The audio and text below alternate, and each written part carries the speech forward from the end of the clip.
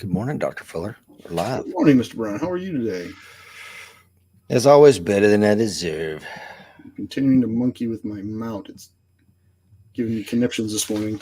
So please forgive me. And our hard stop is 10 your time. Is that correct? Yes, sir. Okay. All righty. Got things to do. I got to get done at a certain time today. So apologies if we have to stop because of me. No need to apologize. Let's make sure we got everything silenced here. Dr. Fuller, you look as handsome as ever. Of course, when you're on, sir, I have to class it up. You've been doing an excellent job of raising the sartorial bar lately, Rich. So yeah, I do what I can. I've got to run to keep up with you now. So. Oh wow, you got a vest on too. Well, yeah. Yeah. My grandfather was a farmer, not me. Exactly. People ask me why not. I'm like, it's too hard a life. Amen, brother. So. I think back on my grandfather Ralph Brown's garden, and he was a wholesale produce guy and had a couple of car lots and a man of many vocations, but there's just no way I could do that.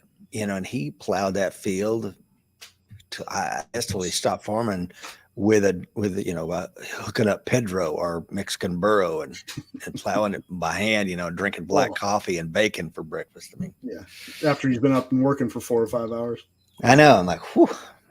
Yeah, I remember pulling a surveillance one time up in Vermont. My grandfather had been a farmer, and I didn't really have any interest. I went a different direction.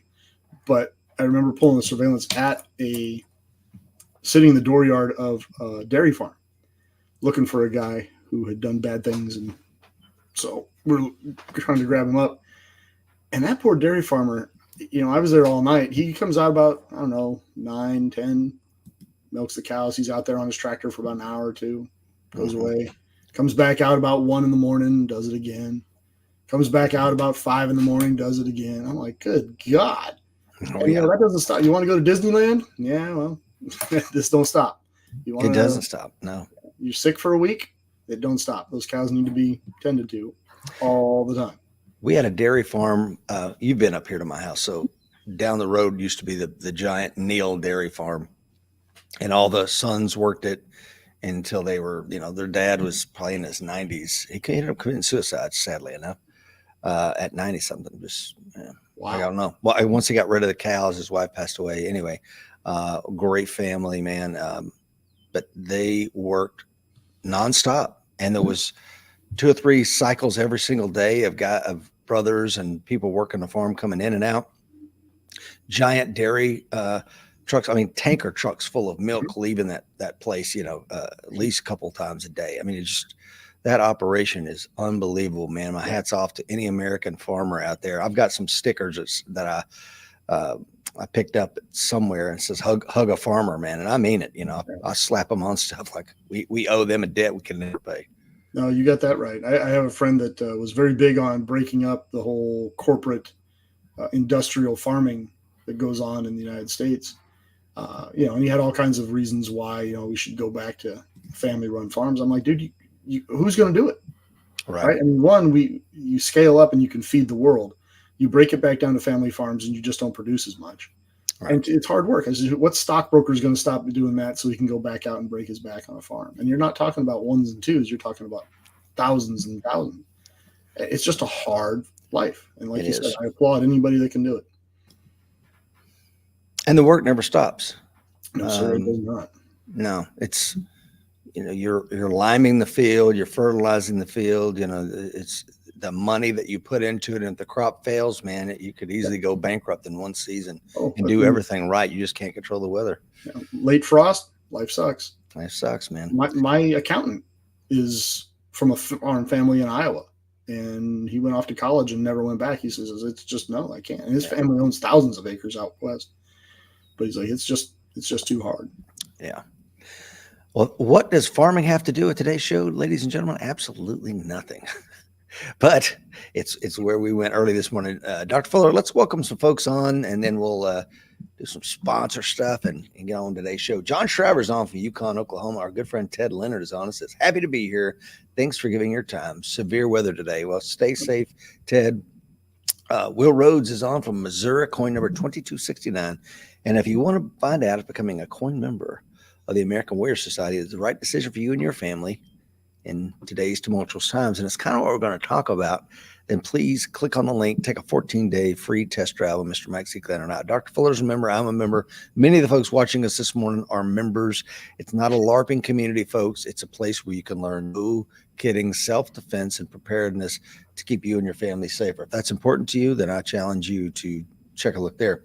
If you want to read Dr. Fuller's amazing memoir, Painting Over Rust, stories from his 20-year odyssey in the FBI, you can click on the links in today's show notes, or feel free to go anywhere where your favorite books are sold.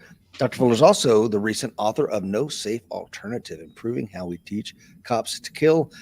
I've read both of these books multiple times, highly recommend them, especially that second one.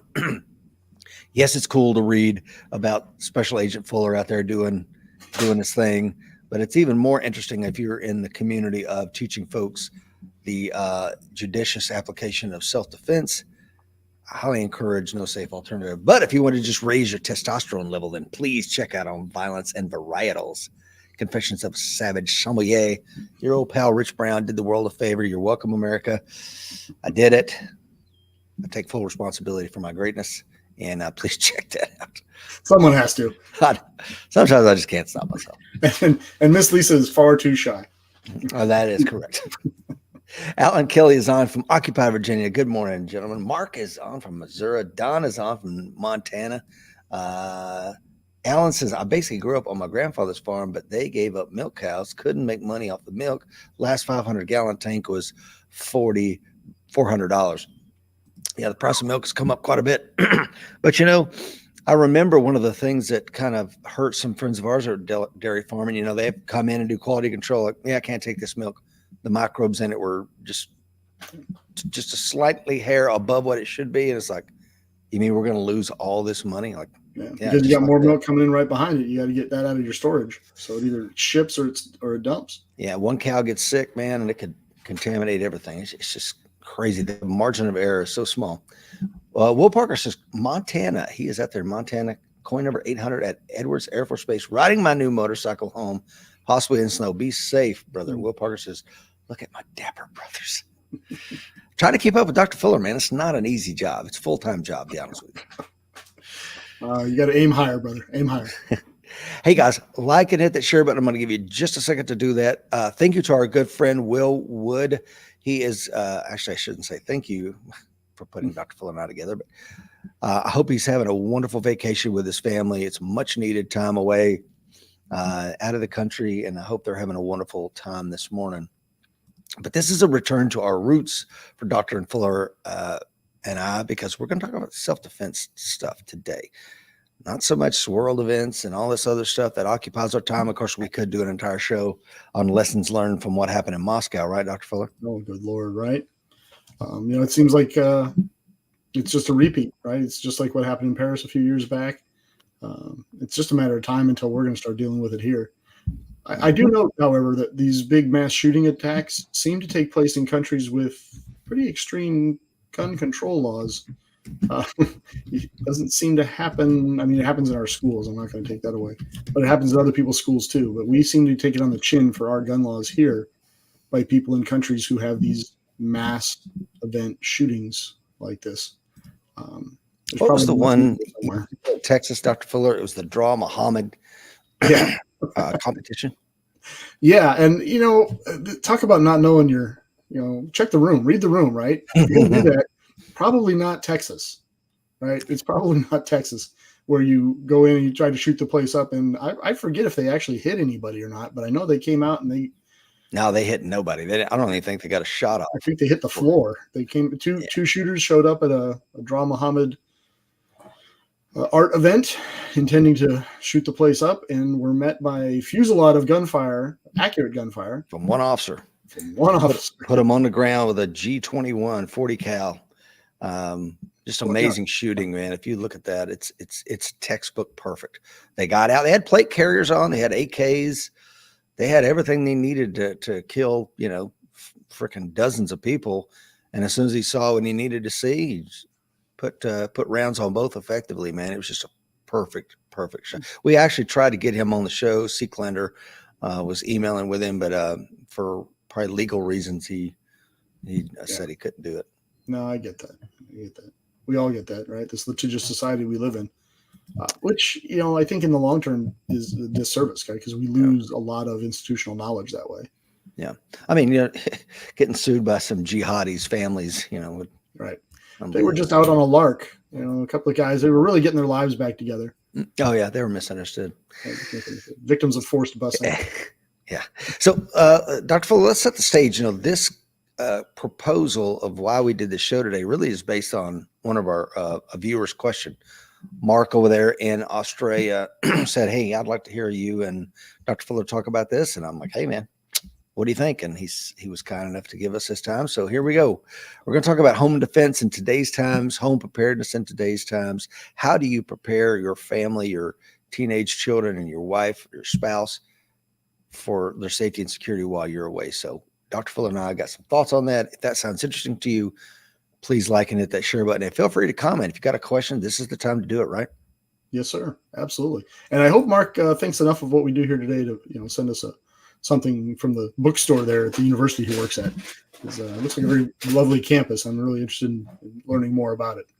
Yeah. But if you like and share this, as Rich says, let us know, right? And we obviously we do take questions from the audience and take them very seriously. Rich reads every single one of them that comes in. Yes, he does.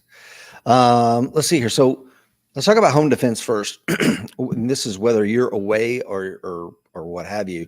And I'm going to just kind of talk through some of these ideas. And Dr. Fuller, please feel free to chime in.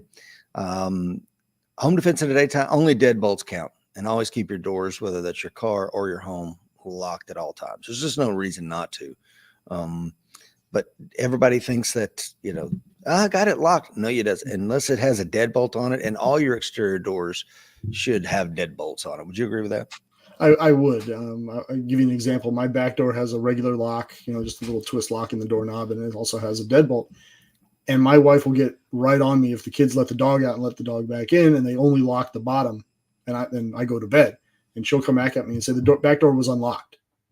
And actually, it was locked. Just know the deadbolt wasn't locked. It was unlocked. She's absolutely right. And that's her standard. Yep. And she's right. I can open, again, having done some non-destructive breaching courses, I can get in with they call it a Lloyd technique. It's just celluloid or a credit card, the old credit card technique, faster than you can with a key, probably in 90% of locks. So, but you can't do that with a deadbolt. You're going to have to pick the lock, or you got to kick the door off the hinges or batter it down. So deadbolts are the only thing that works. Windows lock them, and it couldn't hurt to close the blinds, especially if somebody's in there by themselves, right? Absolutely true. And doing what you can to toughen those windows, right? Because this is all about a layered system. Correct. Right. You've got to create a layered system, because no one of these obstacles is going to be the answer to all of your problems. And you don't have to make your house impregnable, right? My house, you can get into my house if you put the effort forth. But it's a lot easier to get into my neighbor's house down the street, right? That's right. So maybe it's a mercenary way of approaching it, but I don't have to be the fastest when the bear is chasing me. I just have to be faster than the guy I'm with, right? Absolutely. I don't have to be the invulnerable house. I just have to make it fall on my side in the cost benefit analysis that the bad guy's going to do, right? So your windows, we've talked about this before. I have thorny bushes under my windows. They're decorative, but they've got, inch-long spikes on them. So if you want to get to my window during the daytime, you have to crash through these bushes. There's no way around it. And that is an inhibitor to motion. Then you get to the glass. And as you point out, Rich, the windows are locked, right? You don't just get to walk up to my window. Oh, look, once I get through this bush, the window's open. Nope. Then you got a whole nother problem in front of you. Right. And of course, then you say, well, they can pick up my patio furniture and throw it through my windows. No, actually you can't, because I've got that 3M film on my windows. So now, you've put forth all this effort, then you hit the glass and the glass doesn't shatter. Can you get through it? Sure you can. Just going to take time and noise. Exactly. And I have not put the film on there. I don't know why, but we'll get to windows in just a second. Doors, creating them as a bearer. At a minimum, you need to put the decking screws in. It doesn't, me and my son did it in, I don't know, less than an hour. And that's getting everything together and walking around and taking care of that. So the decking screws that actually go back into the frame and connect everything together and bind that door at a minimum. But prior to COVID, I installed these barriers, these little hook systems that are out on the inside of my house, so I can put a 2x6 in there and protect the door from a battering ram. So again, you do you, but like Dr. Fuller said, I just want to make it like, screw this and move on down the road. So, I mean, we could have went into creating a threat matrix. What are you trying to protect yourself from, and move forward from there? And that's not a bad idea, understanding what threats you may face in your given community or your set of circumstances. But this is just, hey, you are where you're at, normal threat level. You're not, preparing for an attack by the ATF or jihadis or whatever your threat may or may not be. The Libyans, right? What was that from Back to the Future? The Libyans. I don't remember that. Oh, that's going way back. Okay. Way back. But you can plus up your doors in an apartment, right? That you can swap out the screws in an apartment. Your landlord will never know. Mm-hmm. And you've just made it harder to get through that door. And don't forget the hinges, right? Don't just do the plates inside the door, right? Make sure you replace the screws on the hinges as well. Mm-hmm. Bind that sucker together. Bind it together. Ted says, avoid giving intel on social media. Yeah, so true. And we do it every day. I mean, but be careful, because and the stickers on the back of your car, right? Yeah. Your little stick figure family on the back of your car with the league that your kid plays football in and the school they go to and their names. I've seen that on cars before. People put their kids' names up there. So it's free information that you don't have to give away.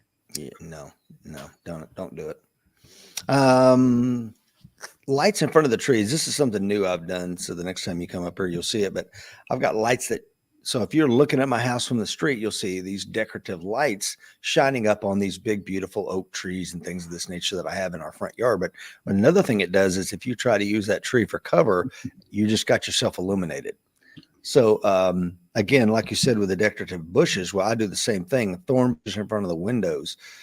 And I started this when I brought my first daughter home from the hospital. I'm like, man, I don't want some scumbag peeping Tom looking in at my little girl. So planted these big, beautiful, and Lisa's like, oh, that's really pretty. Put that in front of Caroline's window. Like, yeah, it's to keep scumbags away. Right. Keep from climbing in and out of the window when she's 15 also. So that too. There you go.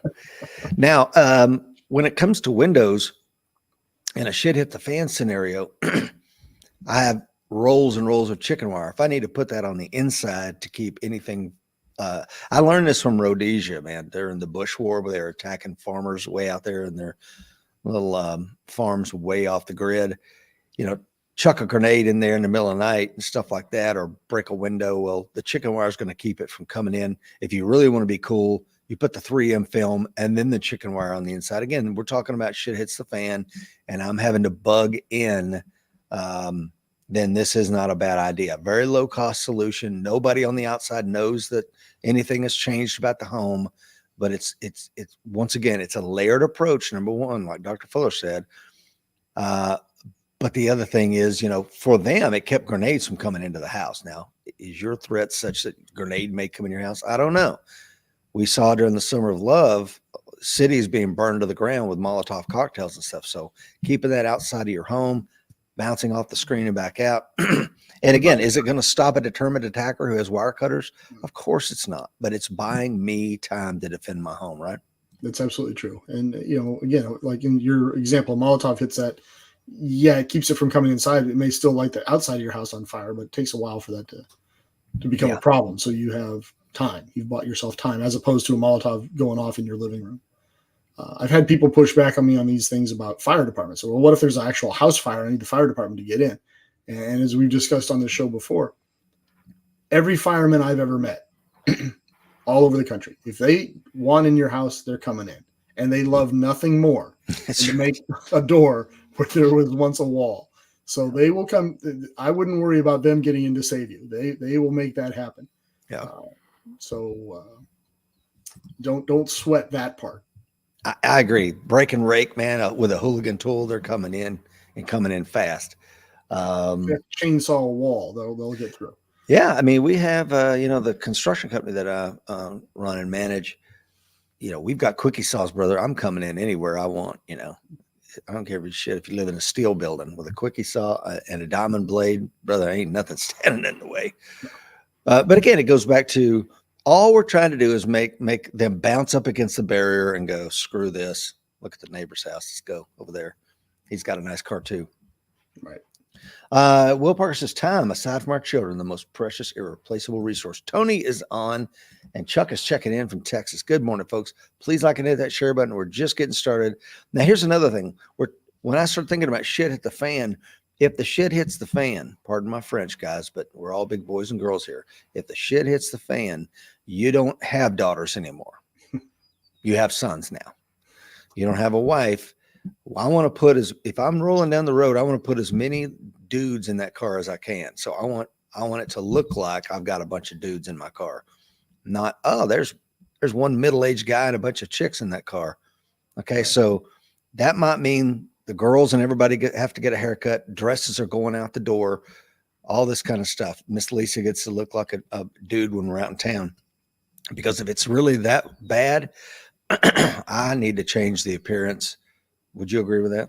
I would, lower your profile. Right? Yep. That's always a good idea.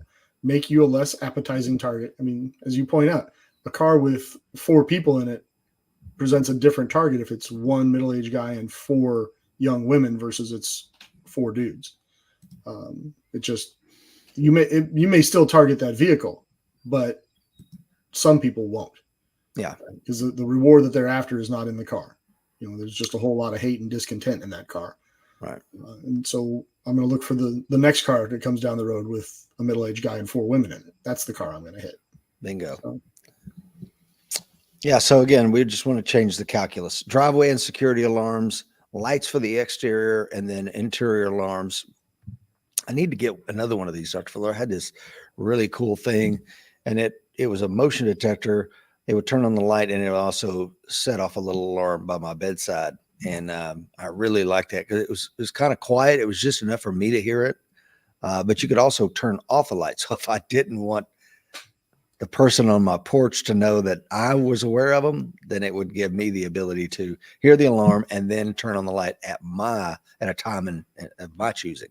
So either one might be appropriate. Great. I am a big fan of lighting up the house. You could play a night game in my backyard with the lights I have back there. I often joke that don't leave your kids out. You'll get a tan when I turn on my lights because they're a huge deterrent, and it keeps people from sneaking up on me when I'm coming home, right? Mm-hmm. Because if they're trying to hide any place that you could reasonably hide, I've stood in that spot and I've lit it up. I use motion sensor lights a lot so that if I'm moving up towards my house and I see a motion sensor light go off around a corner, that tells me something's moving there. And it gives me that time. Maybe I just leave. Maybe I, just pay more attention, whatever I choose to do. But I have those options as opposed to being surprised. Yeah. And again, we're just buying time.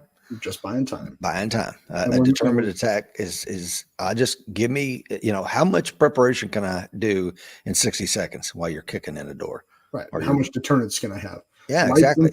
Lights inside the house I like to be able to control because I know my house better than they do. So if I can keep it dark, if someone's coming in, I want to. Yep. I kind of drive my wife nuts because I have lighting in the house that's controlled by I can voice control it. Mm-hmm. And I have one setting where it turns the lights all red and then it starts playing let the bodies hit the floor. Which is funny to me, but I think it also, if you're trying to sneak thief my house and all of a sudden all the lights downstairs turn on and it's red and you start hearing that song, perhaps this isn't hyperbole. This is for real. This is honest to God. Yeah. Oh my Lord. I love it. Yeah. So my whole downstairs turns, it looks like the deck of a destroyer during combat stations, right? So it's got that dark red that doesn't ruin your night vision, but allows you to see. And it starts playing with the bodies at the floor. Because again, I find it hugely comical because I just laugh about that. But 2, it may drive you out. You may decide, you know what? Not today. Wrong house. Enough of these guys have seen enough horror movies that maybe they leave. But here's the reality. My whole ground floor, if you get in at night, Yeah. it's yours, right? Yeah. I'm calling the police and the police are coming. So you have the run of my downstairs until the cops get there. If you come up the stairs, now you've entered a free fire zone because the things I really value are upstairs. Yeah. Everything that's downstairs is insured, right? Absolutely. Every single to Will Parker's point earlier, everything I value is upstairs. My children are upstairs. My wife is upstairs. So that's where you hit the final protective fires line, if you will. That's where you hit the wall. That's where things are going to start getting very loud. Yeah. I'll do everything in my power to keep you out. I'll do everything in my power to scare you off. And then if you continue to push the issue, then you're going to run into a set of problems. And I think that's what we're talking about when we're talking about a layered defense. Correct. It also speaks to what Andrew Branca will often talk about, in that you're driving the narrative. Yes. Right? You're creating a self-defense narrative that you can present in court, because let's be honest, it's not likely to end with the bad guy cooling to room temperature on your floor in your living room, right? Mm-hmm. You're very likely to look at least a criminal investigation, if not criminal prosecution, depending on your jurisdiction where you're at. And you're also looking at potential civil liability. So to the extent you can drive that narrative and say, look, I had lights, he crashed, that didn't deter him. I had a sound alarm. I had, I turned the lights on in my living room. He crashed through the thorny bushes. He broke the glass, forced the door deadbolt. The glass has 3M film on it. He put a lot of effort to get into that house. He went through all these steps, and then he started coming up the stairs. What reasonable inference can I derive from that? After I'd already turned the red lights on and did all the things, I'm yelling at him, throwing stuff. Yeah. But once you come upstairs, it's ball ammunition from there. Right. And upstairs I have a big work light. One of those crazy bright ones that you might use to paint your living room at 2 a.m. for whatever reason. Oh yeah. And I turn that on, and it creates a photonic barrier down my hallway. Mm-hmm. So now you've got to wade through that, which will in all likelihood blind you to get at me. And that's when it's going to start getting noisy. Yeah. And of course I'm talking to you the whole time. Oh, of course. I'm telling you, you need to leave. My dog's going ballistic. My wife's going ballistic. Everybody's, everyone's telling you this is a bad idea. Yeah, I agree with you, man. I think it's perfect. And we'll talk about clear fields of fire here in just a second, because you're tiptoeing into it, and I love it. That's a very, very, very important discussion.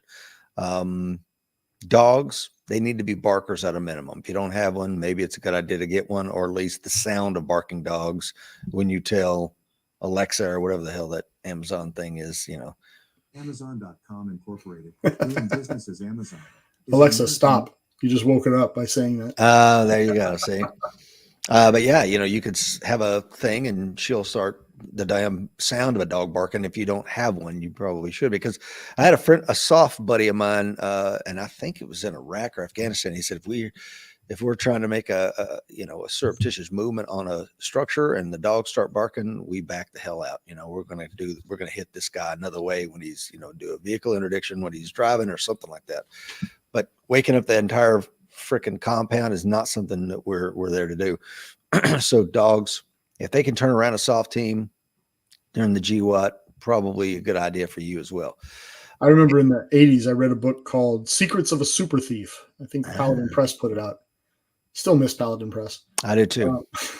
Yeah. But what was interesting about that is this is a guy who claimed to have, conducted all kinds of high-end burglaries. He was the kind of burglar that, would steal your alarm off the side of your house so that he could come back in 6 months knowing how to defeat that alarm and beat it. And he ended up stealing. He had a couple of houses he talks about in the book where he stole a couple of Pomeranians, and that's all he took. He got in there and the Pomeranians were going so nuts, he just grabbed them and left. And he kept them in his own house for that very reason, because they're not going to hurt anybody, but they're going to just annoy the crap out of you by barking. There's no sleeping through it. It tells the bad guy that you've woken up everybody in the house. And, there's a sawmill down the road where we get a lot of our wood to burn our wood burning stove for the winter. And, I went down there one day, and Danny is the guy's name. And he's all, man, I can't believe they got me. And I'm like, what's up? He's like, these damn meth heads came down and stole a bunch of my chainsaws and blah, blah, blah, blah, blah. And I said, I thought you had dogs out here, man. And of course, he's got some junkyard dogs running around the sawmill. He said, yeah, I found where they had showed up with hamburger and stuff like that. And these, so they came armed with raw meat to feed the dogs and get them away so they could steal the stuff. I mean, these people are not stupid. So, Yeah. and dogs aren't foolproof, but I need them Well, barking at a minimum. Right. One more layer. Correct. One more layer. Interior hardened doors. We talked about it, hardening the exterior doors, but hardening at least, your bedroom or something like that. And again, keep the damn door shut while you're sleeping. And that is for fire safety as well as security. Fallback locations or emergency exits from the home. Quick access firearms with a weapon mounted light and cell phone. If you think you may need 911, get on the phone with them immediately. Have somebody designated to make that call. Like in our home, if I'm home, Lisa's dialing 911. She knows what to say to the operator, and I'm doing my thing. If I'm not there, then she knows that she may be accessing a quick access firearm and having to make their own call by herself. Another thing is if you keep your car keys in the bedroom, you can always hit the button on the fob and get that alarm going outside the home. I mean, it's always a good idea. The last thing is, and these are just some quick rapid fire things for keep your home safe in the times we live in. The last one is what Dr. Fuller was already talking to. The kids upstairs and mom and dad downstairs, or everyone upstairs, right? But I don't want to be me and Miss Lisa upstairs and the kids downstairs. That's indefendable. Don't do that. I don't give a shit how the house is set up. We're either upstairs or mom and dad are downstairs. And the beauty of the way my house is set up is I have clear fields of fire. I'm not worried about rounds passing through and going into a child's bedroom. The one child we do have that's still at home, he's upstairs, and you can't go upstairs, just like Dr. Fuller said. That's a bridge too far. You're welcome to anything I got downstairs. You can have it. Take the refrigerator. The dogs might even help you, but you ain't going up the stairs. That's just not happening. And have a plan for the kids when mom and dad say pineapple or whatever, you know what you're supposed to do. It's absolutely true. And, to go back to the if I can call back to your point about the doors, interior doors, I've replaced my bedroom door with a solid core 6-panel door. So it looks like every other door in the house, but it's just solid. And again, it's not stopping the bad guy. It's buying time. Because remember, when the attack happens, if somebody actually breaches your house, you're calling 911. All right, the cavalry's coming. You just have to delay things to the point where the cavalry gets there, right? I know where you live. If something like that happens, I'm sure it's the big deal, and everybody in 3 counties is headed your way. Yeah. My local police force, I've made a point of knowing them. Obviously, my wife is on the job. I was on the job, so we do a lot of glad handing and introduction. They know my house. They know where it is. They know how to get here, and they did self-describe themselves as the country club police because of the town I live in. Right? It's a very quiet town. So if something like that goes off and they hear my address, I fully expect that, cops from all over the place are headed my way. So I have to delay things long enough for them to get here. And that's what your defense plan needs to do. It needs to delay things long enough for the police to show up. In not to put too fine a point on it, but you really want to delay them to a point where you don't have to shoot before the cops get there. Correct. That's really the goal, right? You want to run them off or stop them or slow them to the point where the people in uniforms can get there and take care of the problem. Let's talk about a couple of anecdotal things. When I was a police officer, we had, it was on third shift. I was on first at the time. I came in the next morning and they were changing out all the, a bunch of the patrol cars had flat tires because they had ran across those stop strips. What had happened was, we were a suburban city off of Knoxville where I was a police officer, and it was a gated community. An executive lived up there with his family, nice folks. And it had a gate. And if you drove the other way, it had the spikes on the ground that would tear your tires to shreds. Well, here's this beautiful community and there's a murder there. And so there was people in the home. The cops went around and ripped their tires to shreds just to get up there and catch the guy. But here's how the perp got into the house. This is the warning I'm going to give to you. It was the daughter's 16th birthday party. She put it out to her friends hey, the code to get in our community is, 1, 2, 3, 4, and come on up, invite people. We're going to have a big party at my parents' pool and all this other shit. So every scumbag in Alcoa got that code, right? Yeah. So then you have all these, hood critters that come rolling into this really nice thing. The dad catches them stealing some CDs of his, and he's like, fellas, you got to leave. Let's go. Opens up the door. Let's go. And he's ushering them out. Nothing more than what I'm just saying right now. Fellas, got to go. Put my stuff down, get in your car, and head back to the hood. And one of them shot him in the head.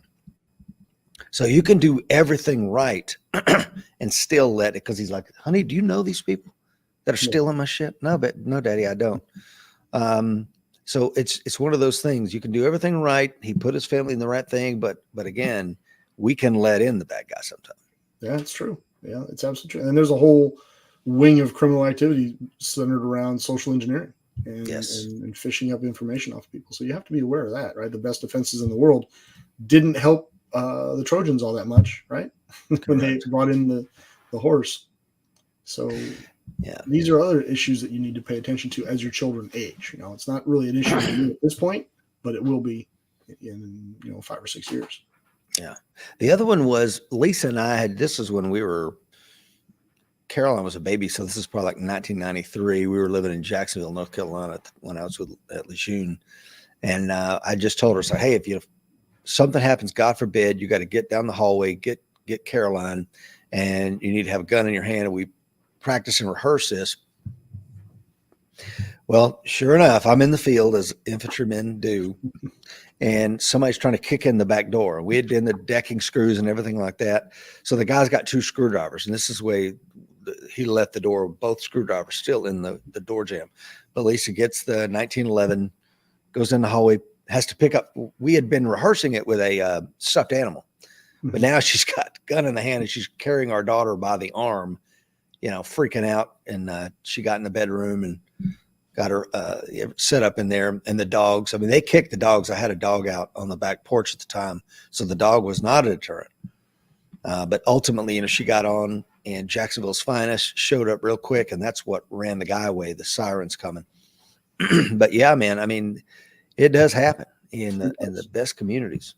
It does. And that's an excellent example of creating those delays. From being in the infantry, right, that all obstacles are covered by direct fire, right? Because an obstacle, whatever obstacle plan you establish in front of your squad, platoon, company, division, whatever it is, it's only a delay. Yes. Right? The other side has engineers and sappers. They're going to attack your obstacle plan. They're going to get through your obstacle. They're going to breach your obstacle at some point. So that's why you cover it with direct fire, right? That's why I have that solid core door, and it's covered by you come through that. At that point, you have you should just assume that the bullets coming your way are the logical conclusion to a series of very bad decisions on your part. Yeah.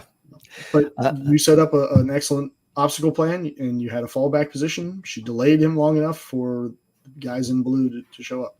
And that's my plan. And make no mistake, I'm not trying to toot my own horn here, but this is a house with 2 FBI agents in it. Correct. Right? This is a house with a combat veteran in it, with a firearms instructor for the FBI over, for 20 years.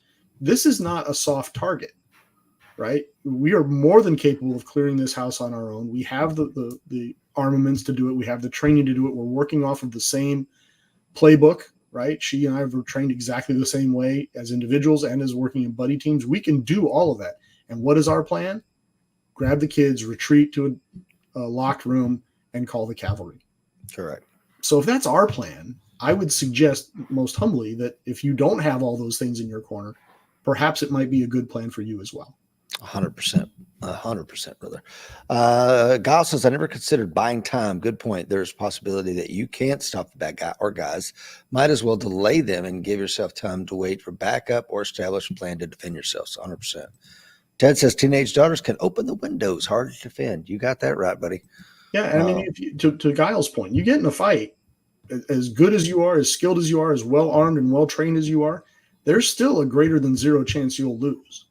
Mm-hmm. Right? I sent you that meme the other day that getting in a fight with a chicken, there's a greater than 0 chance that he could kill you. Yeah, if I paraphrase. It's hilarious. Yeah. It's a terrifying looking chicken, by the way. But it's true. Why fight if you don't have to? right? Why stick your head in that potential lion's mouth? Because you could slip, you could shoot yourself, you could fall down the stairs, who knows? So let the professionals who are getting paid and insured and everything else to do it, let them deal with it. Correct. Don says, spoken like a true infantryman, call the cavalry. Alan says, the old axiom, if possible, distance gives you time, time gives you a plan, have rehearsed with your family. Man, spot on, brother, as always. Let's take a look at our next. Just take it to the 15 folks watching us live. Please like and hit that share button. So home preparedness, we talked about. Let's talk about not self-defense preparedness for the home, but other things. Bottom line up front is be prepared to bug in. That's the bottom line up front. This idea, this urban zombie apocalypse fantasy of bugging out is bullshit for the most part. You need to be prepared to bug in. So fire alarms and have a plan to use them and then check them quarterly. Now, a lot of them have 10-year lithium batteries. I understand that. I'm talking about push the button. When the alarm goes off, does everybody react appropriately to it? Or are we desensitized to it? What have you. So that's important. Loss of power for an hour, fill the tub.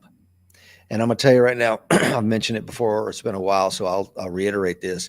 When I was, again, managing a disaster operation here in Tennessee, I remember a mayor calling me in hushed tones, whispering like, can I get water to my town? I'm like, excuse me, ma'am. Yeah, and the long story short was the generator that pumps the water up to the tower so that it can be gravity fed to the town. The generator died. The backup generator died. They had no power and no means to pump the water to the top. And without water, the town had like an hour's worth of water. So this is why I say fill that tub. The average bathtub has 80 gallons, will hold 80 gallons. 20 days for a family of 4 is what we're talking about here. Water for 20 days for a family of 4. So and you're like, well, that's gross. It's got soap. Should I clean it first? Get the damn water in there. We can boil it and get the stuff out of it. You can strain the hair out of it. I don't give a shit, but you're going to die without water. So start the generator. If the power's been out for an hour, let's go ahead and crank it up. You should be doing quarterly checks with your generator. If you don't have a generator, you need one. And I get it. Some people live in a city and in an apartment. Well, good luck and go with God. I mean, I don't know what to tell you. You can still get a small generator, battery-powered generator. It's not going to last for weeks on end, but it might prolong your issues or push your issues down the road a ways. I'm going to tell you, man, the battery, the generators do create their own problems. I'm telling you, every disaster, there's going to be at least one old couple that dies because they put the Earl kerosene heater in the living room. Carbon monoxide detectors are incredibly important. Just like smoke alarms, I have one in almost every room of the house. Yeah. Very, very important. And they just plug right into an outlet. It's not like they need to stay low because that's what carbon monoxide is. Smoke detectors need to be up high. But carbon monoxide kills people in disasters all the time. So be careful with that. The second thing is they're incredibly loud. I don't give a shit what muffler you got. Everybody in the neighborhood, especially when the power's out's going to know that you're the guy with the generator, and that may create some critters trying to come and get the generator when their kids are cold. So, and they may be normal people on day 1, but by day 30, that may vastly change. Let's talk about food real quick, Dr. Fuller. At least a week's worth for the whole family. Store the items in a cool, dry place away from direct sunlight. Place them high on the shelves in waterproof tubs. Had some friends that went through Katrina, and just that alone saved a lot of their family photos, a lot of their electronic devices, food storage, etc., by having them high up in the house in tubs, so that if the ceiling is breached and water comes poured in, it's not going to destroy the food that is in cardboard boxes. Is specifically what I'm talking about. Canned goods will be fine, but anything in a cardboard box is going to be destroyed when the water comes in. Yeah, and if you end up with 3 or 4 feet of standing water for whatever reason, you don't want to have to go on a scuba diving adventure to try and retrieve your food. Right. So get it up high. Yeah. And another thing is it keeps rodents and insects out as well. And when we're talking about food, pets, infant, if you got granny, she's on and she has to have Ensure a couple times a day to drink that. Make sure you got things for her. Artificial climate, man. Artificial climate kills you. I've said this before many times on the show. to find out a young mother and her infant child froze to death in a home is just insane that that's happening in America today. But it happens every single winter weather disaster related thing.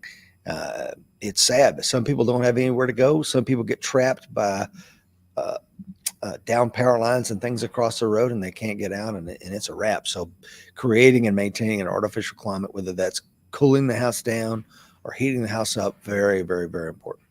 Yeah, it's funny. We live in the South, as you know, and I have just a stack of wool blankets, and every now and then when I see them on sale, I buy another one. My wife is just constantly on me. She's like, do we really need another blanket? It's just not until we do. That's right. You know, but the day we need a blanket, you're gonna need a blanket. And wool is great stuff. And and to in her defense, she's never really been infantry cold, right? She's never been out in the woods at -10 after it rained last night. And of course, every time we go anywhere, for the love of God, her and my daughter both, take a jacket, take a jacket, take a jacket. No jacket. No jacket. Really? And then who ends up losing their jacket? This guy. So I store extra jackets of my own in my car because the jacket I'm wearing is inevitably going to be taken by a shorter person than me. That is correct. Bleach, man. The first thing when I started doing the math on COVID, February of 2020, when we first got back from Europe, I had at least to get 12 gallons of bleach. When at the time that I was with the Red Cross and doing a lot of the training and conferences and stuff, it was Ebola. It was big on the list. And hearing the doctors lecture when they came back from handling Ebola in Africa, bleach was like the number one thing. But bleach is only good for 6 months, and then it loses its efficacy. But bleach to sanitize things, 8 drops of from a dropper of bleach will sanitize, I think, a gallon of water. So bleach is good for a whole lot of things. Tarps and ropes for repairing a roof. Again, when the roof gets breached and there's water coming in, now's not the time to run to Lowe's, try to pick up a tarp. Having a tarp at home, there's 1,000,001 uses for it. I keep one in my truck, and that way I have it with me when I'm out. And if I need it, I can run out and get it and use it for the roof. Fencing, if you have animals, man, when I had horses, I had a wheelbarrow full of all the fencing equipment because it seemed like if a tree got knocked down on the property, it's going to land on a fence, and I need to be able to rapidly fix it. Yeah, I mean, I have a roll of baling wire here, and I have a couple of rolls of 550 cord, and of course the tarps and everything. But just having that, you can repair, and a roll of duct tape. There's not a lot I can't repair, at least around my humble little abode here, for those very reasons. And if I had to, I could, make lean-to tents outside the house for additional people that show up. I don't know. I mean, there's just all kinds of things that you just can't plan for, that if you have these things and you have the knowledge, as we talk about a lot, the more you know, the less you have to carry. You can turn these things into something that you need for a set of circumstances that you can't necessarily foresee. Yeah, absolutely. So chainsaw for clearing debris. A good friend of mine, Virgil, he keeps an inverter in his F-250, plugs in a power cord, and takes a little electric chainsaw if he needs to clear stuff out of the road. I mean, that's a solution to have one in your truck. Virgil's smarter than me because I always carried an axe in my bureau car up in Vermont. Yeah. You go up a road, do an interview, turn around, come back, and there's a tree in the road. That's exactly right. So now I'm out there in my suit with my sleeves rolled up, chopping a tree in half. That is a smarter approach. Virgil's a wise man. Yes, he is. But yeah, at a minimum, having a chainsaw at home, incredibly important. Crank radio, candles, oil lamps, kerosene stoves, all the usual, flashlights, batteries, etc. So there's just a little bit of home preparedness info for you guys. Now, this is where kind of Mark's question comes in. And Dr. Fuller, if you could take it away, sir. Sure. He wants to know about defending his family when ostensibly he's away, or when in the traditional family model, when the husband is away. Business takes us places these days. We travel a lot, and we end up leaving those precious people behind sometimes. They need to be able to defend themselves, is my read of his question. And he asked specifically around a firearm. And it's a very common question. It's been touched on in multiple places, multiple times by the American Warrior Society. But I think the first question you need to ask is, what's the task of the gun? All right, a gun is a tool, pure and simple. It is a tool for projecting force. Now, maybe you want to project them at clay pigeons and blow them into ink spots in the sky, and that's awesome. My father-in-law is really good at that. I'm not really good at that. So we go out, and he embarrasses me quite frequently on the clay range. And if that's the task that you want to accomplish, then you purchase the tool for that task, right? You always want to have the task in mind, right? If I'm going to cut down a tree, I don't go and get a screwdriver, right? You get the tool to the task. And context and intention are critical here. What's the intention? What is the task you want to do? What are you trying to accomplish, right? And that a firearm will help you accomplish. Now, maybe it's a sporting event, but specifically to this show and how we are approaching it here is it's a self-defense situation. Well, this is a multifaceted question, right? That is it self-defense in the home? Is it self-defense outside the home? Right? Are you going to carry this firearm with you, or is it purely going to be a bedside firearm? Is it going to be a firearm that you carry around the house? And I know you, Rich, and I know me. When I'm around the house, if I'm not in the shower, I'm armed. And that's not a level of paranoia. That's just how I kind of go through the world. Because, as you pointed out earlier in the show, home invasions do happen, right? As one very famous firearms trainer says, when you least expect it, you're elected. That's right. The surprise is the issue. So look at the context that you're going to carry the weapon in. If it's not a carry gun, well, then maybe you can go a little bit bigger, right? I mean, sidearms are very popular, but they're popular because they're ubiquitous. They're small, they're easily concealed, they're easy to carry, they're not terribly inconvenient, despite what some people will say, oh, it's so heavy, and this 1911 is such a difficult thing to carry and conceal, this Glock 21. Clint Smith very famously said, a handgun is not supposed to be comfortable, it's supposed to be comforting. Right. And that's absolutely true. But they're terrible fight stoppers. They're hard to shoot. They're hard to shoot accurately. You need to constantly train with them. And their terminal ballistic efficacy is questionable at best. So a long gun is a better choice if you're looking to stop a two-legged predator. But it looks a little weird going through Walmart, picking up food and clothing with a rifle strapped across your back. Often frowned upon, just saying. That's right. So, some people can do it. So you have to look at that context. All right. So if the context is simply to be used in the home, well, then sizing options are a little looser, right? You can go a little bit bigger because it's in the house. But it's kind of tough to wash the dishes, and it looks a little ridiculous to be sitting on the couch watching binging on Ted Lasso while you've got a rifle on your lap. I'm not judging. Some people do it. That's fine. I get it. But you've got to kind of choose the tool for the situation and the intended task at hand. And you also have to look at the people that you're leaving behind with the firearm, because your skill set, to use you personally, Rich, and Miss Lisa's skill set are different animals entirely. Correct. The experience levels you bring to the table when it comes to the social use of a firearm, and she brings to the table are vastly different. And I would point out, in part, her experiences are vastly different because yours are vastly different, right? You have done an excellent job of establishing a home life in which she doesn't need to have a firearm and have an extensive knowledge of firearms. You've removed that burden from her, which speaks well of you as an individual, and as well as the society that we live in, the places that you have chosen to live, and the way that you've run your family over the last 30 years. There's no getting around that, right? Miss Lisa is not tomorrow going to become the Mike Seeklander of your house. Okay. And I think that's so important, man. I had what you're hitting on, and I'm so glad you said that. It would imagine how long it would take to school her up, even to where her abilities were. And I'm talking about physicality, unarmed combatives, shooting, knife work, the whole gamut. I don't have that time. She is not interested in that, and I'm not going to try to turn her into that. Right. But how do we get around that? Because that's the problem for a lot of husbands, right? It is. It can be. And I pardon me a moment of pride here, but my wife is that person, right? So I'm good on that score. And my previous wife was not. And honestly, if you were going to if you were going to push Miss Lisa down that road, the time to have started would have been when she was 19 or 20. Correct. Just like when you started.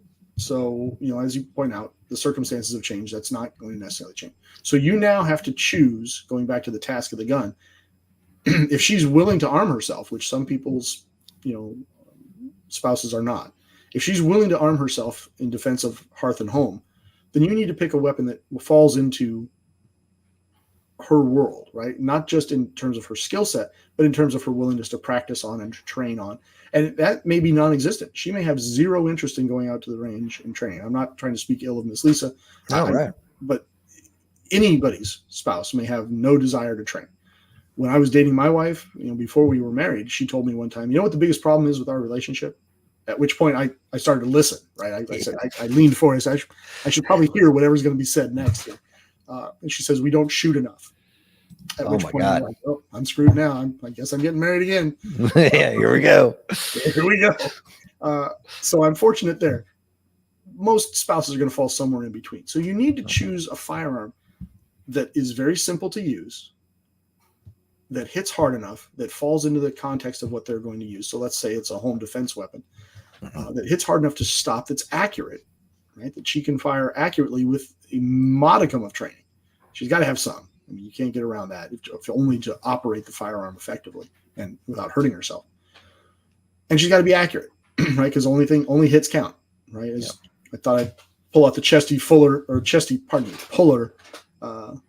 quote, just in deference to your Marine Corps heritage. You got to hit him to hurt him. He's absolutely right. So you have to choose that. Can I talk about that real quick? Please. Now that you bring up Chesty Puller, when he was a young captain down in Nicaragua fighting the Banana Wars, and he wrote back like, I need some longer sights, front sight posts for his rifles. He found that his Marines and some of the indigenous folks they were working with, they would take a tactical position on a hilltop, and everything's going great. But then when they were trying to shoot them, they were shooting over the top of them.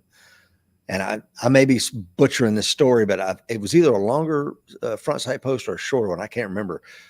But he determined that with that, they would get more hits and win more fights. So again, he's changing his the way he's shooting, given the context with which he's having to fire from. So I think that speaks to the larger part of what you were also talking about, Dr. Yeah, he's changing his tools up to fit his troops. He doesn't have necessarily the time or ability to retrain them on these guns for long distance shooting. So, hey, maybe I put in a shorter sight post that brings them down a little bit, and now we're getting hits. Because, I mean, fortunately for him, he was dealing with Marine riflemen who, tradition has it, have all been ace marksmanship since, Tun Tavern.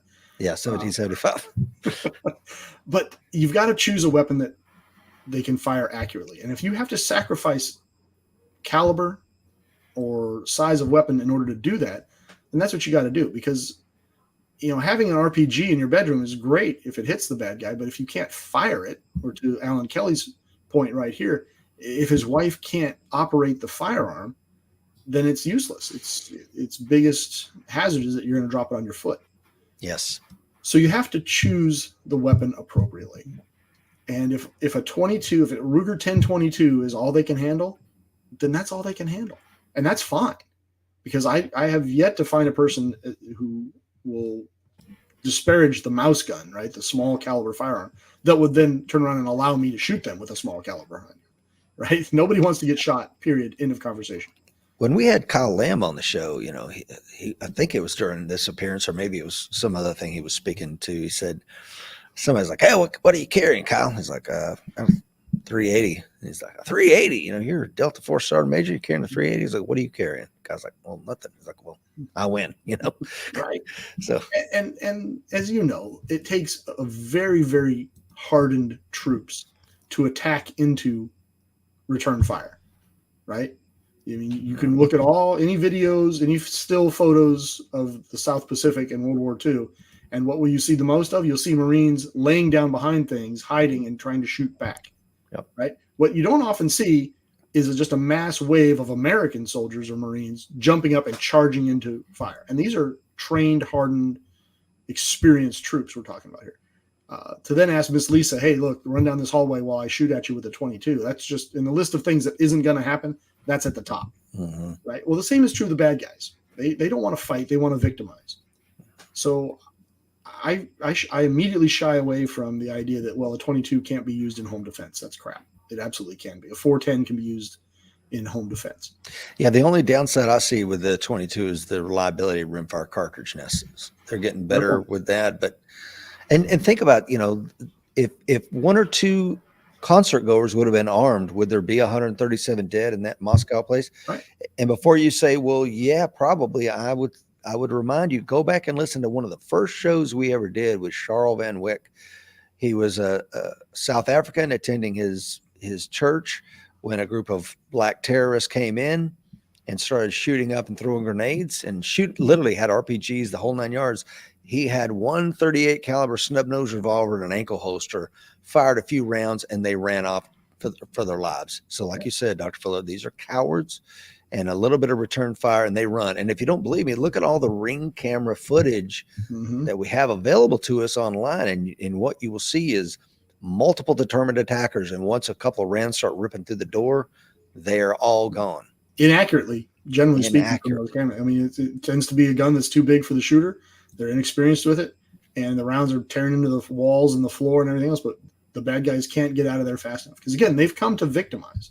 They haven't come to fight. So choose your firearm appropriately. And the top of that list is, can it be operated by the person that's going to operate it? And can it be fired accurately by the person who's going to fire it? After that, then you can concern yourself with ratcheting up the caliber choice. And this is my rubric, and maybe it works for you, maybe it doesn't, but this is how I suggest to people. Because the harder you hit somebody, the fewer times you're going to have to hit them. Okay? It's all about shot placement. I absolutely agree with that.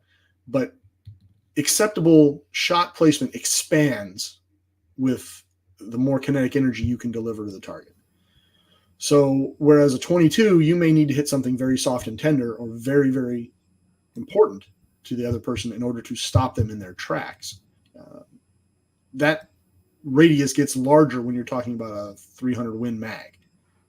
Okay, now I hit you in the arm with a 12 gauge shotgun slug, and I'm going to remove a huge chunk of that part of your body that I've hit. That's going to be more catastrophic in general than perhaps the 22 long rifle.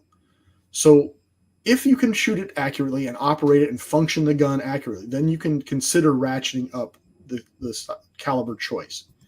But it's got to be usable to the person that has the gun, first and foremost, period, end of conversation. They've got to be able to use it. Once they can use it, they've got to be able to fire it accurately. Right? And training can certainly help here. And I highly recommend that no matter where you are in this spectrum, that you get that training. And once you can fire it accurately and you can operate it, now you can consider ratcheting up the caliber. This is one of the things that makes the 223 such a popular round in the United States. Is it hits hard, it's very accurate, and it's not difficult on the person who's firing it. Right? It's a simple weapon to operate. It shoots accurately and it hits hard. It's a huge fight stopper, and that's why it's so often the choice. To Tony's point, it doesn't often split people in half, but depending on who you talk to, I suppose it could. And once you've gotten all this together, I shouldn't say once you do, when you're putting this entire system together, keep in mind it is part of a system. Yes. Right? That firearm is not a standalone device. It doesn't exist in a vacuum. It's got to be part of a defensive system. And my argument is it should be the last step in that defensive system, right? You should have a whole lot of choices that have gone by the wayside before you get to the gun. 100%. So let's continuing on, Dr. Fuller. Sorry. All right. So best home defense plans and weapon allocation for teenagers and wives while the eldest men are away from the house. I recognize we're not trying to be sexist here. This is the way the question was formed. Perhaps your house is non-traditional and you have other people that fill these various roles. But this is an effective conversational shorthand, so please don't be offended. Right. Not that Rich and I are going to care terribly much if you're offended, but we're trying not to. All right. So the first thing you do is look at the last slide, right? Listen to what we've already said up to this point, and consider all of these things. And consider, again, the weapon is the last step in that defensive system. When you're looking at the people who might use the firearm, you've got to start with ages. Right? In my house, I've got me, obviously my adult wife, and our 2 small children. My son is just getting to a point where he's capable of operating a gun. He's 9, so he can operate a gun. But there's no killer instinct in that kid. And I'm okay with that. His little sister, you know her, that's a whole nother animal. Oh yeah. She doesn't want to take dance classes anymore. She wants to take karate. So we're starting down that road. By the time she's 9, she's going to be in a different mental place than my son is now at 9. And that's a consideration, right? You've got to look at these individuals and ask the tough questions that I talk about in my book. Where is it? My award-winning book, No Safe Alternative. There's the award. Isn't that cool? Can they use the gun? Right? This is the first question. To use your earlier example, Miss Lisa is not, to my mind, a violent person. She's not someone who's looking to cause a problem. But when somebody threatened her home with her infant child in it, she went to the gun. Hell yeah. So there is a line she won't go past before she's going to get violent. And I think that's true of a lot of people, but it's not true of everyone. So that's the first part of your conversation. Do I even need to bother arming these people?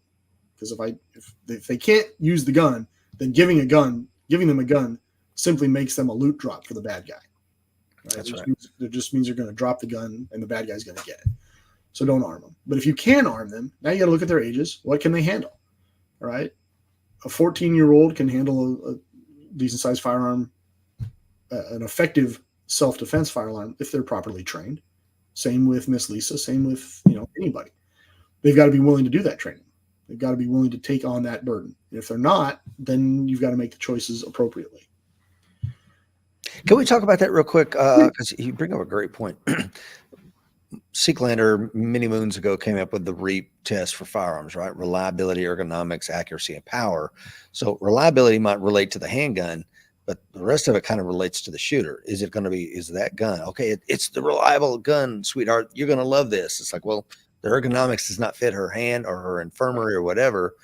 Accuracy, it might be great, but the accuracy really relies on her ability to shoot it. I'm using the female pronoun for the same reasons we've already said. And power, a 10 millimeter might be fantastic, but a 10 millimeter in the hands of a 110-pound male or female is going to be a lot to handle, especially to put a lot of kinetic damage onto the target. So I think you're right. All these things we need to consider. I could REAP test this firearm and say it's fantastic, but it's not going to be great for my grandmother, Right. And what's so the REAP test for you is a different animal. I mean, we've all picked up guns and looked at, well, most of us have picked up a gun, looked at the sights and go, wow, that just points for me. That is just, I throw that gun up in front of me and those sights are just dead on. I throw that rifle up in front of me. And you pick up other ones where you go, I got to move my head around or whatever. These are your ergonomic considerations. I find it interesting that Mike's acronym accuracy comes before power, which is my point earlier. You've got to get the bullets on target before they're going to hurt anybody. Yep. But you've got to fit the gun to the person. Or as Alan pointed out earlier, his wife has hand issues, right? So some guns aren't going to work for her. And maybe you need to buy a gun and then get a trigger job done on it. Or you may have to make some slight modifications. I wouldn't rebuild the gun. I'd find a different gun because you have choices. Yeah. And for the same reasons that Andrew Bronco would encourage you not to mess with the internals of a defensive firearm, I would caution you likewise. But a lot of times when I've been teaching an open enrollment class with Mike, there's normally, it normally tends to be a female. She's struggling with a gun. And it's like, how did you end up at this 1911? My boyfriend gave it to me. My husband gave it to me. It's that, or I went to the gun store and the guy at the gun store told me this is what I needed. And it's like, okay. And that's a big part of the classes I teach to my wealthier clients is let's figure out what you need, and let's arm you with the information you need to make purchases in the future. What do you need to know and how do you, because otherwise you walk into a place, like me walking into an antique store. I don't know what I'm looking at. The guy says, this is the chair you want. All right, I guess I want this chair. I don't know. And Seeklander did an entire series on a trip to the gun store. So if that sounds interesting to you, again, it's inside the training vault, 14-day free test drive, but he goes through all the considerations. If you're going to the gun store for the first time, you want to be an armed citizen, these are the considerations, and it's a backstage pass with Mr. Seeklander himself. So check it out. That's wise. Take a look at where your home is located to move on. Are you in a rural environment like you are? Your nearest neighbor outside your father's home is several hundred yards away. Yeah. That I think opens up some firearms choices that might not be available to a person living cheek by jowl in an apartment building, on the third story of a walk-up in New York City. So you have to consider building makeup. Are you living in a concrete dome underground somewhere, or are you living in a plywood shack in Tahiti? Choose your weapon appropriately. I live in the suburbs, so my need for a long distance shot isn't all that great, right? I'm not going to be my house is normal sized, but I'm not. I mean, the longest straight shot I can find in my house is probably 23 yards. My curtilage from front to back, from back corner of my house to the front corner of my yard, my backyard to my front yard, is probably 57 yards, if memory serves. These are not huge shots. No, but let's talk about curtilage real quick as it pertains to defense of your home. Okay. You know where I'm going with that? Go ahead. Okay. Yeah. As Andrew, some states determine and there's no hard and fast rule for where the curtilage begins and ends, but that zone around your house can often legally be the same as within your house. So if you haven't checked out our good friend Andy Branca's book, The Law of Self-Defense, please do so. Stop this and come watch it later. Go pick up his book and come back. But I'm remiss if I don't say that this is, you move. I'm in a rural environment now. Right. However, we love to go visit our family up in Providence, Rhode Island, and we'll stay downtown in Providence near Brown University and tour the pubs and all this kind of stuff. Well, guess what? The laws up there, or coming up in next month, Mike and I will be doing some training with some folks up in New Jersey. Rules have completely changed. I do have to try to retreat. I have a duty to retreat from my home before I start throwing lead down range. I don't have that in Tennessee, but you do in Rhode Island. So you need to know your ROE before you start thinking about the defensive context.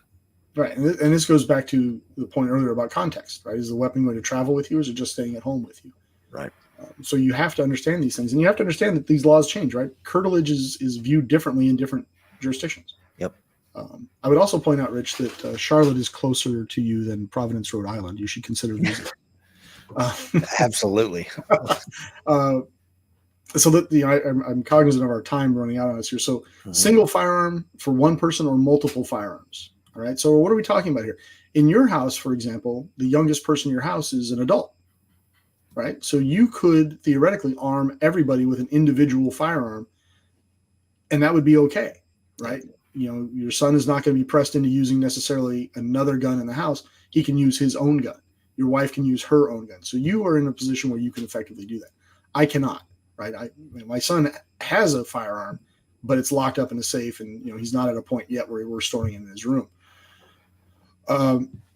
So you have to kind of choose your weapons appropriately, right? If you're in a house, to our original question, in Australia, and you're allowed X number of guns in the home, maybe one, maybe none. I don't know what the laws currently are there. Choose one that can be operated by everybody in the home, right? So like I could give you a double 400 nitro rifle, and you could effectively use it. It would hurt, but you could do it. All right. It wouldn't be fun, but you could do it. Right. Giving it to Miss Lisa or your younger son is probably a non-starter. All right. So that's not the first choice in firearms. As effective as that is at stopping anything from a water buffalo to a Dodge Ram van to a human being, you're going to have to choose something that's more user-friendly for everyone.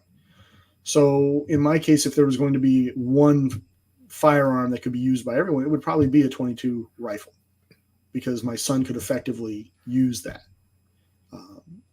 You need to choose the weapon for your circumstance, or the weapons for your circumstance. And it has to be usable effectively, as we mentioned earlier, by the person that it's going to be used by.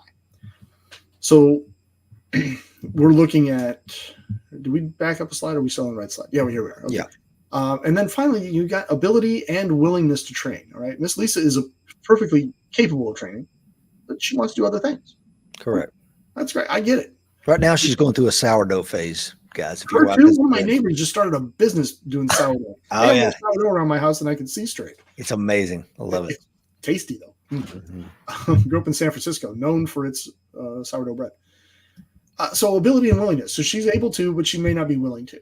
Okay, so then you have to choose a weapon that will fit in that sort of genre. So in 1993, you armed her with a 1911 because your knowledge base then said, "Well, this is 2 world wars, hooray, hooray, hooray." You better I would believe it, wager buddy. now that's probably not the gun you're going to hand her. No. Yeah. So because you know more and you understand more because you've trained and you've worked at it. Mm-hmm. So you can give her a gun that she can operate and say, "Look, just pull this lever, push this button, go to town." Bang, bang, bang. And you're off to the weapon.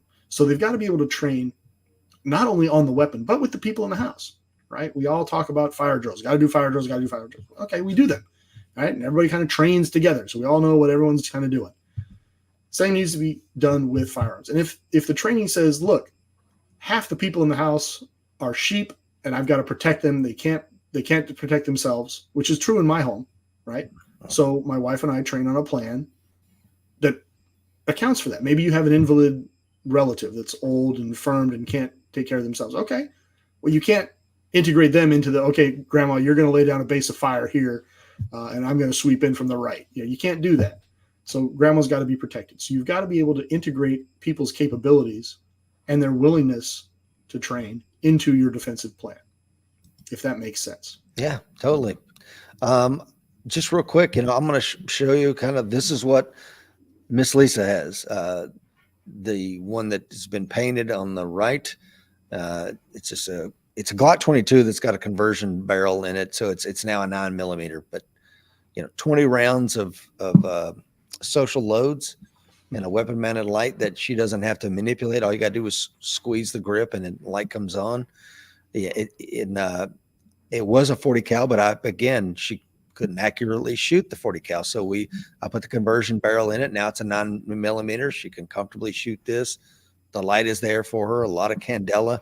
And then the one on the left is the one that when we go on hikes back in Catoosa Ridge, there's bears back there, there's mountain lion back there. And this is what I'm rocking in my, I love this thing, by the way. It's Gunfighter Inc. They make this amazing chest rig with a firearm.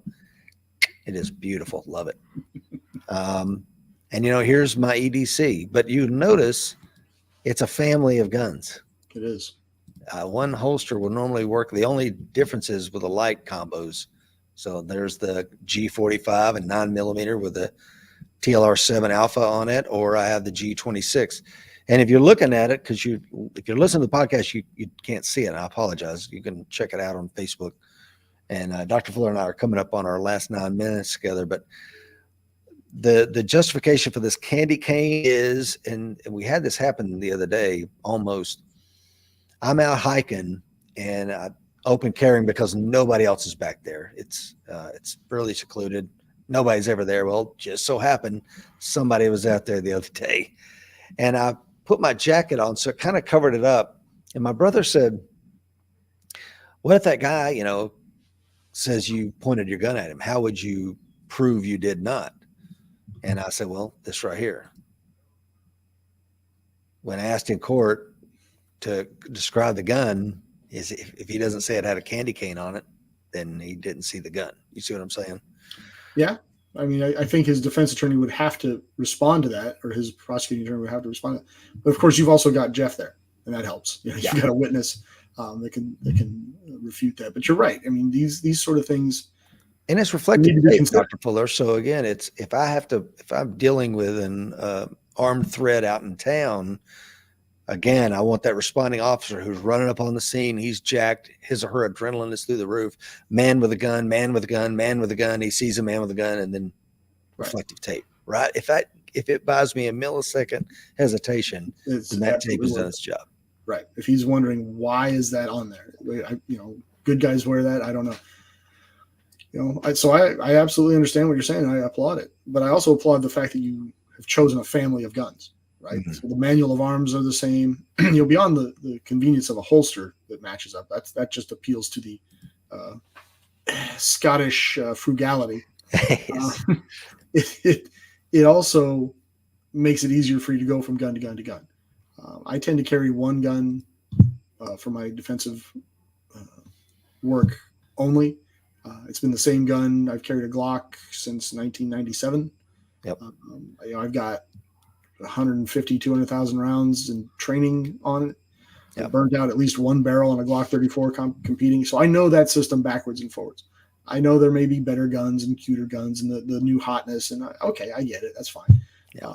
But I'm at a point now where I've got enough experience on this one particular family of guns that I can stick with that quite comfortably. So I absolutely understand what you're doing in streamlining your training models, both for you and Miss Lisa, right? Because since she is trained on that 9mm Glock, if the worst comes to pass and she ends up utilizing your firearm for whatever reason, she's not completely out to lunch trying to figure out how to make it go bang. I want to go back to this real quick. You'll notice on this, if you look at the back plate, you'll see it sticking out. And I've been competing, and people be like, "Oh, I think your gun's broken." After I'll come off the run, I'm like, "What are you talking about?" The back plate keeps jumping out. I'm like, "Yeah, that's a striker control device." So again, this is I made sure in the photographs I took this morning that they were sticking out so you could see. That gives me the ability to thumb check that striker fired handgun into the holster, which I think is incredibly important. But yeah, picking a family of guns, sticking with it, it's reliable. Yeah, I think, and picking a family that fits into your entire process is never a bad idea. I mean, like you, Dr. Fuller, I've owned and carried a Glock 17 since 1992, and I carried one as a police officer, et cetera. Now, of course, as a Marine, we didn't rock Glocks. It was a Beretta M9, and I'm very comfortable with that family as well. But for Rich Brown, the guy, 32 years behind one weapon system, everything points funny to me except for a Glock at this point. You know what I mean? Right. And beyond that, I mean, because obviously you have to win the fight to get to court. But if you end up in court, it just sounds better, right? You're driving that narrative all the more. Why did you use that gun? Well, I saw it in the gun shop last week and it was really cool. And I thought, man, I'm going to carry that. Versus I started carrying a Glock firearm in 1993. I've carried it safely and never used it on another human being in all that time. I've carried it all over the country. What sounds better in court? What appeals more to the jury of your peers of those two narratives? Yeah. So it's a wise decision across the board. I've heard it said, find a gun you like and buy two, right? Beware the man that only has one gun.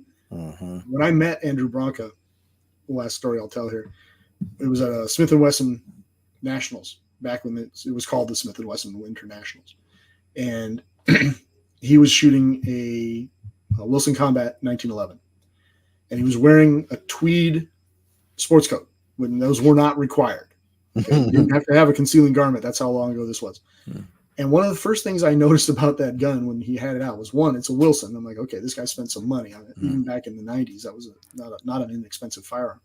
And two, the finish on the back of the slide, right where his thumb would rest on the safety lever and rub on the slide, was worn off. Oh, wow. He had fired that gun so much that he had worn the finish off of it. And I got to talking to him about that. And he said, yeah, I've already had it refinished once. So he had shot that gun, raw once before and then had sent it back. The rest of the finish looked like a gun would look after it's carried daily. So when you look at Andrew Bronca, he's an excellent example of a guy who doesn't just talk about it, but has owned that one gun. And he shot that gun for, I want to say 20 something years before he finally, kicking and screaming, moved over to a striker fired firearm. And that was just a capacity issue. Yeah. You brought up a great point. I want to go back to these are, Lisa's probably going to be grabbing that coyote colored firearm, but I put these two guns are the ones that she will have access to in our bedroom. Okay. The other two I'll be carrying it. And the reason the magwell is there, it also, obviously it helps facilitate a quick mag change, but it also gets her hand correct on the gun by forcing it higher up on the back strap. So that's one of those laws of unintended consequences that works in our favor. It really helps her grip the gun correctly. So just to your point about that, Dr. Fuller. Yeah, choosing the equipment. And Yes. Again, that she's not going to necessarily train to get a high grip. So you can choose to create the equipment that will force her. Yes. She won't put any thought into it, but her hand will be in the right spot. Final thoughts, Dr. Fuller. Well, beyond the fact that the fight is coming, you should be ready, folks. This speaks to that. Mhm. If you choose to use a firearm as part of your defensive plan, put some thought into it. Right? Don't just go buy the new hotness or read a gun magazine and say, oh, Rich Brown carries a this, or Mike Sieglander just won the world championships with a that. That drives the industry, so that's cool. But that's not how you make your defensive choices. Right? You got to make your defensive choices for your situation and put some critical thought into it. Right? I promise you that Guile in the Philippines has a different set of circumstances that Alan Kelly does in Virginia as a trooper than Pat Cahill does in the northern reaches of wildest Wisconsin. Right? These are all individuals that have separate needs, and they should be considered as such. And if you don't know how to make those decisions, that speaks even more to your need for additional training, so that you not only can operate the firearm, but that so you have that intellectual foundation to make the wise decisions that will serve you well should that unfortunate need come to pass. Yeah. Dr. Fuller, thank you so much for being on again. Once again, ladies and gentlemen, check out No Safe Alternatives or Painting Over Rust, Dr. Fuller's amazing books. And again, if you want to raise your testosterone, I don't blame you. Check out On Violence and Rattles. Go to therichbrown.com. Links in today's show notes. Got a discount code for you there as well. Dr. Fuller, I know you got to get on with your day. Thank you so much for coming on, sir. Thank you for having me, Rich. It's always a pleasure to interact with you and your audience. And remember, folks, that fight is coming. Be ready.